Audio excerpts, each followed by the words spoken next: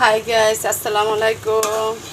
ওরে বাবা রে বাবা, রে কইতে কইতে কইতে কইতে নয়তো কইতে কইতে কইতে কইতে বলতে বলতে বলতে বলতে শেষটা 1 কেজি গোস্ত আনে, 1 কেজি গোস্ত আনে। গোস্ত খাইতে মনে কর গরুর গোস্ত, এই ঠান্ডার দিনে বৃষ্টি আর বাইরে গোস্ত খাইতে মনে কর, বুঝছেনি?